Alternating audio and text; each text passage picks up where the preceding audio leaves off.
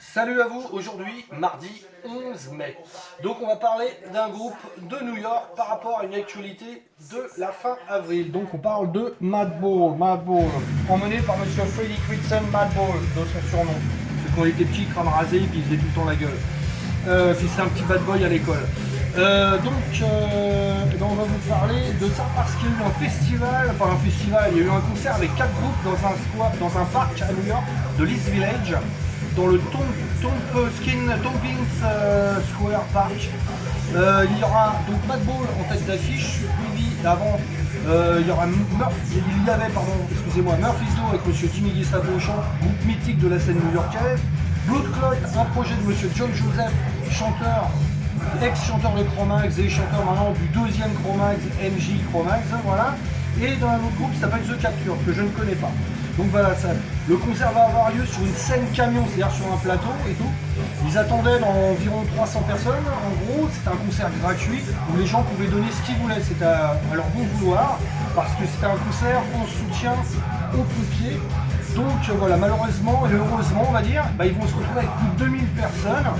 Donc bien pour les pompiers, parce qu'au moins aux États-Unis on respecte les pompiers. C'est pas comme chez nous dans certains endroits, certaines banlieues où on caillasse les pompiers gratuitement, alors qu'ils sont là pour aider et sauver les gens.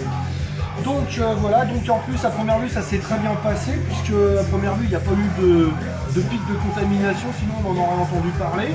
Donc ils ont eu de la chance, ils ont eu un bon concert. Maintenant revenons-en donc à l'équipe historique de Madball. Madball, ça va se former en 88, ça va être un side project des membres d'Agnostic Front, puisque monsieur Freddie Madball, c'est le petit frère, le demi-frère de Roger Miret. Et donc à la base, il y aura Freddie au chant, Roger Miret à la basse, monsieur Vinny Stigma à la guitare et monsieur Will Shaper à la batterie. De cette expérience-là, de cette époque-là, ils vont sortir un premier 45 tours, suivi plus tard d'un deuxième. Et puis d'ailleurs Madball, ça va appuyer une tournée européenne d'Agnostic Front, et donc les membres d'Agnostic ils vont jouer 2 fois. Ils seront avec des cagoules et leurs capuches de sweat pour pas qu'on les reconnaisse. Il n'y aura que Freddy qui chantera à visage découvert. Donc voilà, et on avait eu la chance de les voir à l'Élysée-Montmartre à l'époque. D'ailleurs c'était monsieur Mickey, ex-Mickey de la Cantada, feu Mickey de la Cantada et MST qui avait organisé ce concert là avec, je crois, Warhead Productions. En tout cas voilà, et ils vont donc Roger Miret va laisser, ça va dire à Freddy qu'il vole de ses propres ailes, et donc Freddy va continuer l'aventure de Madball, donc avec le guitariste de Agnostic Front, Matt Anderson et Will Shaper à la batterie, qui vont rester avec Madball. Ils vont signer chez Roadrunner, et donc en 94 il y aura un premier album qui s'appellera Set It Off, suivi après d'un deuxième album qui s'appellera Demonstrating My Style.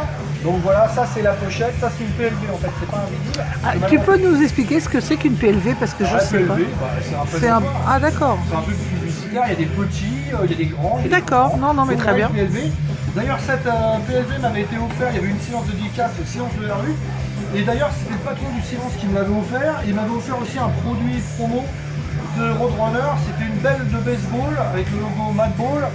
Et donc signé par les musiciens. Pourquoi une balle de baseball? Parce que la Madball, comme si vous ne savez pas ce que c'est les Madballs, c'était les jouets qu'il y avait dans les années 70-80, c'était des balles en plastique caoutchouc. Et le modèle principal c'était une balle de baseball, et du coup on mettait du liquide et on arrosait ses copains ou les professeurs. Comme monsieur Freddy est un bad boy à l'école, donc je suppose qu'il les a utilisés régulièrement. Il y avait différents modèles, vous voyez.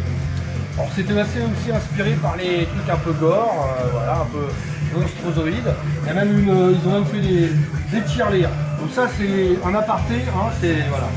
Donc en 98, Madball, ils vont faire un autre album qui s'appelle Look My Way. Et puis ils vont changer de label.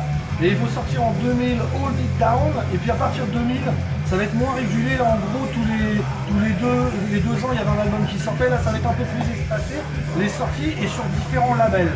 Dernièrement, ils ont signé chez Nuclear Blast, et il y a eu ça, For The Cause.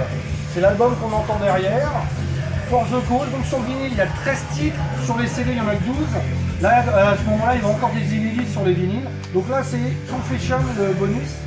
A savoir aussi qu'il y en avait un invité de marque, il y a monsieur Ice Steel Body Count qui chante sur le morceau Evil Way.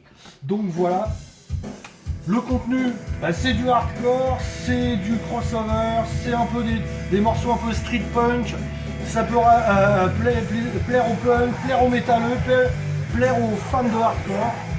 Donc voilà, ça a toujours la banane. Espérons qu'on les reverra au Hellfest ou même sur Paris, tout ça. En attendant, bon hardcore New York, bon Madball. N'hésitez pas non plus à rejeter une oreille dans le groupe que je vous disais, Murphy's Law. Alors eux, ils ont été un peu feignants au niveau des sorties.